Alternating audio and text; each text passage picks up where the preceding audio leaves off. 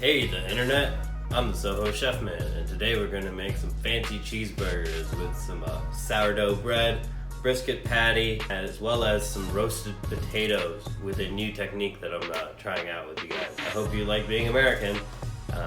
Let's make some cheeseburgers. Hey, the first thing that we're going to do is start getting these potatoes ready. So it'll be a two-step process where we'll boil them in an alkaline solution, and then we'll toss them with some fat and then roast them. So right here I have a pound of potatoes, 3 grams of salt, and then we need to put a gram of baking soda in. This is the thing that will break down the potatoes such that we get like a starchy paste, and that paste when it roasts will become really crunchy, which is really what we're going for here. So I got this recipe from Serious Eats, so those guys are pretty serious about eating, so I'm feeling pretty good about that. I have these thrown together, and I'm going to get my kettle, turn it on, let it boil, and then throw it in kind of the same like I did with last week. I boiled it for a little bit, brought it down to a simmer, and now you can see that they are fork tender, because when I put a fork in them, there is a little resistance. That's great, and that's kind of where we want to be. Turn this off. I'm going to drain these, and then I'm going to toss them with some oil, put them onto a parchment sheet, throw them in the oven for 20 minutes. I drain the water. I'm just letting the extra evaporation by leaving it in the pot, I'm trying to get rid of the excess water. Here I have the tablespoon of oil, and I just put some pepper in it because I didn't want to go too crazy. I just kind of want to see how these potatoes turn out, because this is my first time too. Leaving them in the pot definitely helps a lot with the excess moisture evaporation that didn't, leave when you strained them.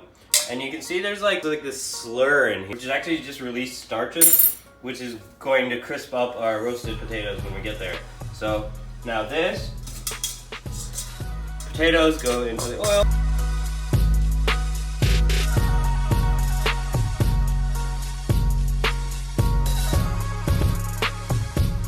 Trying to get some of that slur back in. Paste. No, maybe not the worst slur.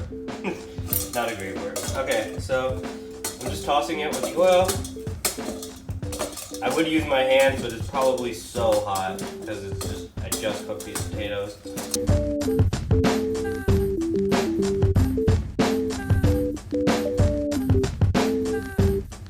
And let's just salt this because I definitely forgot to do that.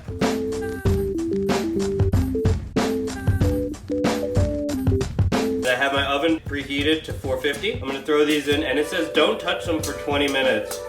So I'm probably not going to touch them for 25 or 30 because I like stuff that's really crispy. So make sure that these are all separated well, otherwise you won't get the crispness that I desire. These are going to go in the oven now for 20 minutes, and then I'll show you guys what it looks like after 20 minutes. See you soon. Okay, so I just flipped the potatoes, so it's been about 20 minutes in the oven. They're looking great. So I figured it's probably about time to start burgering. These are just 2 strips of bacon that I cut into halves, and I like to call it short bacon, and you get a much better crisp that way. They get full contact with the pan. So I'm gonna start these. So this is on medium heat in the back. Usually I actually go to my local butcher to get meat, but lately I've been coming home from work after they close. So I tried out Jet's City Grocery Service, and I found brisket patties for, I think it was about $5 a pound, which is like very competitive in New York. So I'm gonna give this a try, and I also got some sourdough bread from Ore Washers. So I cut these in half, and I'm gonna cook these in the bacon fat when they're done to toast them up, and that's what we're gonna throw down for the burgers. I'm gonna let this bacon start cooking, I'm gonna let this get hot, and then I'm gonna throw this on, and I'm gonna show you what your burger should look like visually when you flip it, which is a great skill to have. So I'll see you guys back here when I'm about to flip this burger. The way that I know how to flip a burger is when you start seeing the red juices start pooling up from the center. Most of our components are cooked by now, so it's time to assemble, which is like a pretty hard part, honestly. Here I have the bacon fat and the bread, so I'm gonna toast it over here. So I like to use tops to bring things back to life, as it were. So over here I have this is how I'm gonna put the burger together. This is the burger. We'll throw the cheese on, and then we'll throw the bacon on. We'll put a little bit of water in there, and then throw a top on it so it'll steam to finish. Because you want the cheese to melt,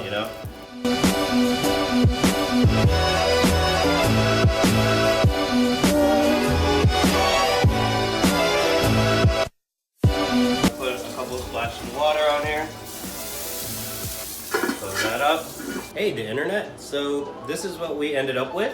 A delicious looking plate with the roasted potatoes, the ore washer sourdough bread, the brisket patty, and I put some American cheese on there because go America, and cooked some bacon and some pickled peppers from our parents' garden. Great way to celebrate your citizenship by having a delicious cheeseburger. Thanks for cooking with me today, and see you soon.